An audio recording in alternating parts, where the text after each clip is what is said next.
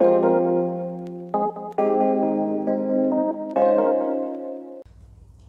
राधे दोस्तों, आपकी कुशलता की कामना करते हुए मैं आपके लिए लेकर आई हूँ पुरुषोत्तम महात्म्य। इस अधिक मास में आप इसको जितना भी सुनेंगे, रोज की मैं आपको एक कथा सुनाऊंगी और आप इसे जब भी समय मिले, सुबह शाम दोपहर रात जब समय मिले तब इसे सुने। जितनी बार आप इसे सुनेंगे इसका फल दोगुना आपको मिलता चला जाएगा। अब मैं आपके सामने शुरू कर रही हूँ। पहला अध्याय, शुकदेव आगमन। एक बार बहुत से ऋषि मुनिजन नैमिषारण्य तीर्थ में जाकर यज्ञ करने में तत्पर थे। उसी समय श्री सूत जी तीर्थ यात्रा के निमित्त भ्रमण करते हुए अपने शिष्यों के सहित वहां पर आए। मुनियों को देखकर नमस्कार कर आनंद मग्न हो गए।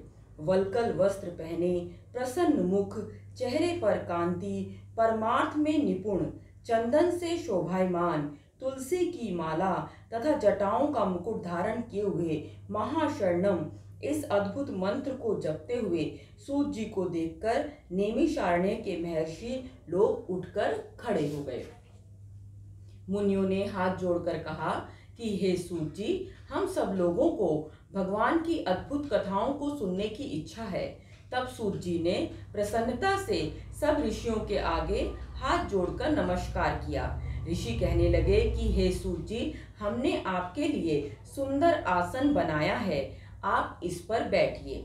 आप बड़े भाग्यवान हैं। आपने गुरु की कृपा से भगवत के रहस्यों का वर्णन करने की शक्ति प्राप्त की है। इस संसार सागर में हजारों बातें सुनने योग्य हैं, परंतु उनमें जो भी सार वस्तु हो, संसार सागर डूबते हुओं को पार करने के लिए जो शुभ श्रेष्ठ कथा आपके विचार में हो वही बताइए। शौनकादिकों के पूछे जाने पर श्री सूत जी कहने लगे, हे विप्रों, मेरे वचनों को सुनो। मैं पहले पुष्कर तीर्थ गया और वहां से हजारों तीर्थों में होता हुआ हस्तिनापुर गया। वहां राजा परीक्षित अपने राज्य को छोड़कर अनेक महापुण्यवान ऋषियों के साथ गंगा किनारे जा रहे थे। उनमें अनेक सिद्ध योगी और महासिद्ध मुनि थे। मैं वहां पर समाज को पूछ ही रहा था तो वहां श्री कृष्ण भगवान के चरण कमल में मन लगाए महामुनि व्यास जी के पुत्र शुकदेव जी पधारे, जिनकी 8 वर्ष की आयु, शंख के समान कंठ, ऊंचे और चिकने केशों से घिरा हुआ मुख, दृढ़ कंधे, चमकती हुई कांति थी। वह अवधूत वेश ब्रह्म स्वरूप थे। ऐसे महामुनि शुकदेव जी को देखकर सब मुनि के हाथ जोड़कर खड़े हो गए। तब मुनियों के बनाए हुए कमल चक्र जैसे ऊंचे आसन पर शुकदेव जी को बिठाया गया।